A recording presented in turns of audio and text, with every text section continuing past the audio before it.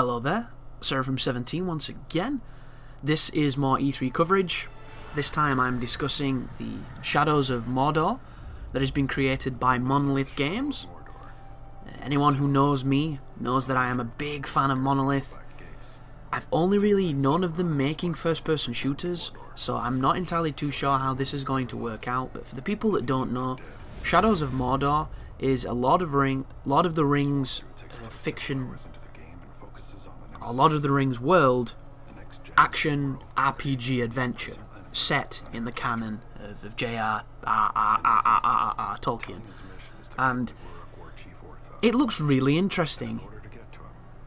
I just have no idea what the game is. Like, I watched some footage from IGN. They were in the booth with one of the developers playing through it, explaining it, showing you what it was, and they speak about this Nemesis system, where it seems like there are enemies in the game world that are, I assume, procedurally generated in some way, which have names, which have backstories, which have motives, which have skills, and the entire time you're playing, in the background, kind of like Premiership Manager, they're doing shit. And the stuff that they're doing is changing the hierarchy of your game world. So for instance, you might have a super scrawny, shitty orc called Dave. Dave doesn't get out much, Dave doesn't do much, and when it does come down to getting busy, Dave is not very good. So Dave's not going to do well, he's going to die, no one's going to remember him, and he's going to suck, and he's just going to be off in the corner, and when you accidentally bump into Dave, you've probably already chopped his head off, because you didn't realise he was a big deal. Because he wasn't. He was Dave, and he was shit.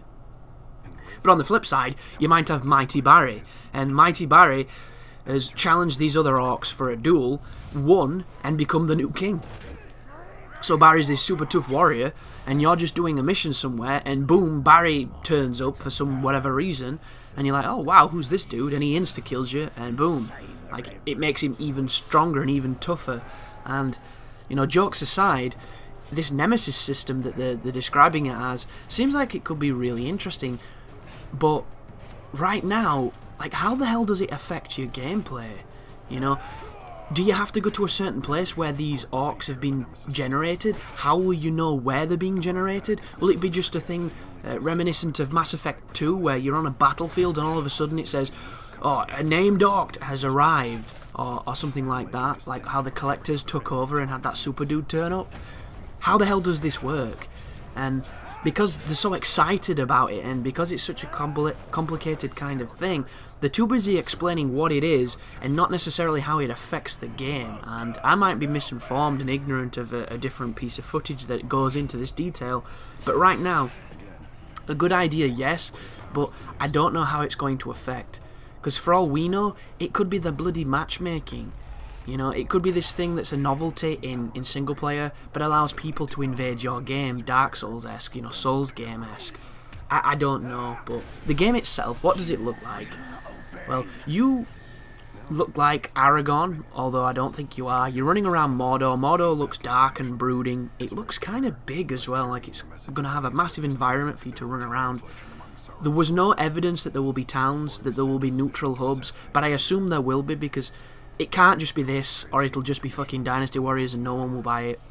But the gameplay they showed was this massive siege on a fort, and it was filled with orcs. And you're running around as this ranger, and you have this really cool ability where you go into almost like a spectral mode. It reminded me of Prey, if you ever played that, where Tommy could go into, could use his bow and go into like the spirit world and do weird shit. Well, on this, you can go into like spirit mode with your bow, and when you fire these spirit arrows, it teleports you. So this dude he's fighting some orcs, he's killing some orcs, it looks kind of cool, and then there's nobody left, and above him on this walkway there's a bunch more dudes fighting, so he fires his arrow at one of them and it teleports him into the crowd, and then he starts fighting, and you're like, whoa, that's a really interesting way to link these battles. And then he's fighting a bit more, he's getting a bit beaten up, and the combat, like, immediately you can tell it's like Batman.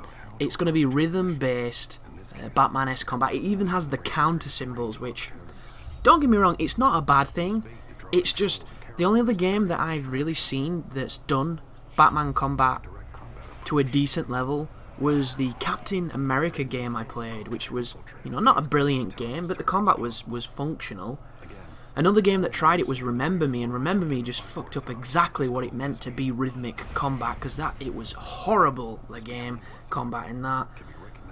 So I'm afraid that they're going to get it wrong, because Rocksteady gets it right, and not even, was it Montreal that did Batman Origins? Not even they could get it right, because they left some gaping holes that didn't exist in Arkham City, and that made me very sad. So I look at the combat as, it could be really cool. They could, you know, they could build on the foundation of this really interesting concept that not many people have decided to use, or they could make it too close to Batman where it just kind of feels boring because you've done that a lot.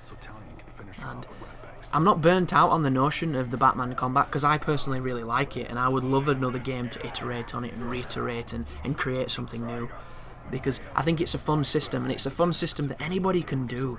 The one thing that that combat style has over your Devil May Cry's, over your Ninja Gaidens and your God of Wars, is it's so goddamn accessible. It takes 2 buttons to be a badass. And on those other games I just listed, you can be a badass with 2 buttons, but you have to have such a high skill ceiling to do that. You have to really know what you're doing, and on Batman you don't. And that's why it's empowering, because it lets anybody feel like the character, like a Batman. I don't know why I said like a Batman, like there's more than one. The army of Batmans. But it looks really promising, and I'm super stoked for it, because we're seeing a resurgence of detailed action in character-driven action games, and we're moving away from this schlocky, hack-and-slash, talentless bullshit, Hyrule fucking Warriors nonsense, which I hate, into the valley of the things I love. So for me, it makes me a very happy gamer. It makes me very excited to see where this game goes, if it's worth playing, and you can bet your ass that I'm playing it and I'm covering it if it's any good and it's to my tastes. So thank you very much for watching, guys, and as always, you take care now.